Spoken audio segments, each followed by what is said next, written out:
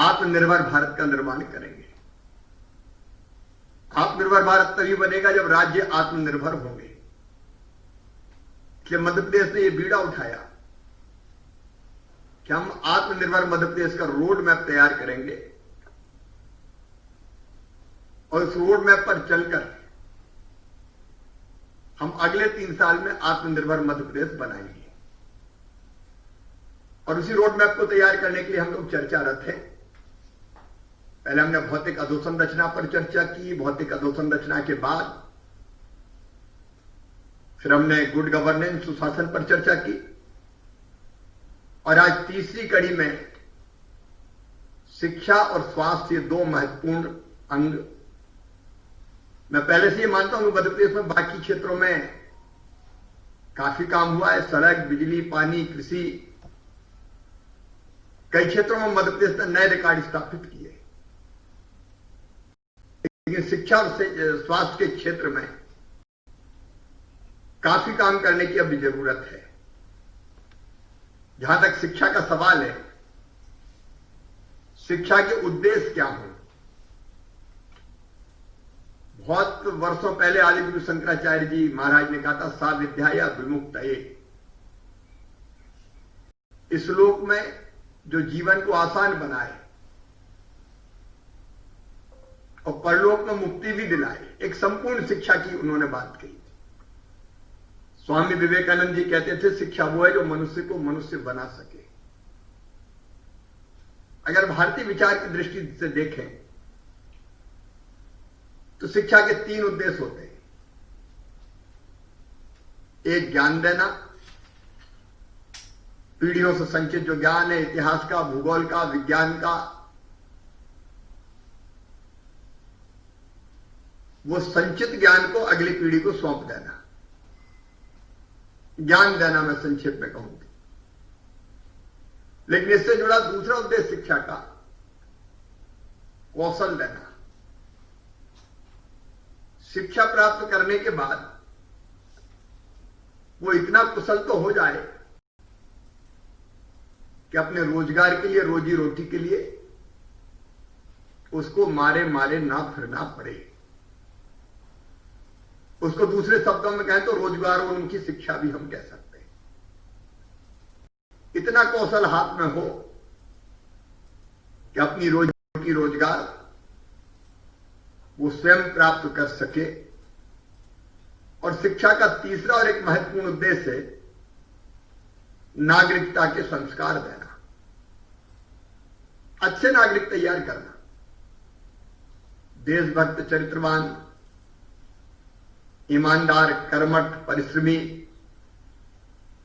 परोपकारी, जो इंसानियत के गुण होते हैं। एक अच्छा नागरिक, एक अच्छा इंसान बनाना। अभी जो भारत सरकार शिक्षा लेके, नीति लेके आई है माननीय प्रधानमंत्री जी के नेतृत्व में, निशंक जी ने, सामान्यतः इन तीनों उद्देश्यों को पूरा करने की दिशा में सोचकर बनाई गई है। प्रदेश के बारे में भी हम यही सोचें। केवल किताबी ज्ञान पर्याप्त नहीं है। किताबी ज्ञान के अलावा भावी जीवन की तैयारी है शिक्षा। प्रधानमंत्री जी ने बिल्कुल ठीक कहा, असली शिक्षा वह है जो बच्चों को व्हाट टू थिंक के बजाय हाउ टू थिंक सिखाए। कौशल देने की दृष्टि से अगर देखें तो हमारे गांव में कहावत है, कम पढ़ा हर से गया, ज्यादा पढ़ा घर से गया। तो थोड़ा बहुत अगर पढ़ गया तो मेहनत नहीं करता, काम नहीं करता, हल से गया, हल चलाने से। और ज्यादा पढ़ गया तो वो घर से गया, फिर किसी काम का नहीं रहता। उच्च शिक्षा के बाद नौकरी के अलावा और कुछ बचता नहीं। और इसलिए, और नागरिकता के संस्कारों का जहां तक सवाल है, हमको लगता है कि उस पर बहुत कम ध्यान दिया गया है। पहले नैतिक शिक्षा जब हम बचपन में पढ़ते थे तब एक पाठ हुआ करता था, किताब ही होती थी। बाद में वो नैतिक शिक्षा की किताब भी, विषय भी समाप्त हो गया था। और इसलिए जो नई शिक्षा नीति बनी है, उसके आलोक में, उसके प्रकाश में मैं निशंक जी के सामने प्रकट करना चाहता हूं कि उसको हम ढंग से मध्य प्रदेश में इंप्लीमेंट करेंगे। लेकिन आज हम जब विचार करें तो ये तीनों चीज, एक, हर बच्चा स्कूल जा पाए, कोई बच्चा स्कूल जाए बिना ना रहे, कहीं भी साला त्यागी बच्चे को कैसे पुनः शिक्षा से जुड़े। इसलिए शिक्षा सबके लिए सर्व सुलभ हो। 1 से लेकर 8 तक तो 100% एक्सेस सुनिश्चित होनी चाहिए। बस्तों के बोझ की बात आती है। पूरी दुनिया में चिंता व्यक्त प्रकट की गई है, वो बोझ कैसे घटे। कोरोना काल में प्रदेश ने कोशिश की कि पढ़ाई ना रुके। हमारा घर हमारा विद्यालय की अवधारणा पर भी हमने काम किया है। घरों में बच्चों को पढ़ाने का और ऐप के माध्यम से ऑनलाइन पढ़ाने का भी काम किया है। लेकिन मैं जब स्कूलों के बारे में सोचता हूं, बहुत लंबा नहीं बोलूंगा, तो एक फैशन बन गया कि हर जगह स्कूल खोल दो। कई जगह इतने ऐसी जगह स्कूल खोले हैं, यहां बच्चों की संख्या नगण्य, बहुत कम है। और वहां शिक्षा का स्तर भी फिर मेंटेन करना बहुत कठिन होता है, बनाए रखना कठिन होता है।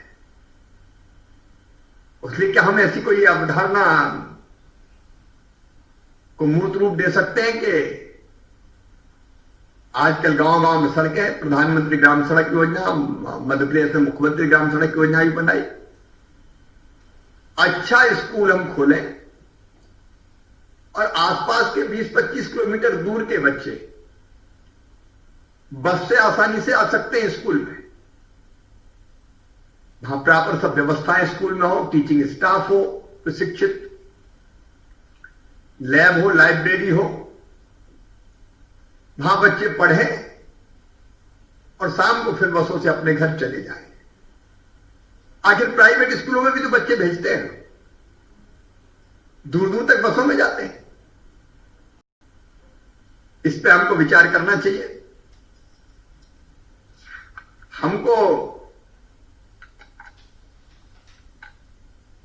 व्यावसायिक शिक्षा के बारे में जो बात कही है नई शिक्षा नीति में, कौशल की जो मैं बात कर रहा था, कक्षा 6 से हमको हाथों में कौशल देने का काम प्रारंभ करना है।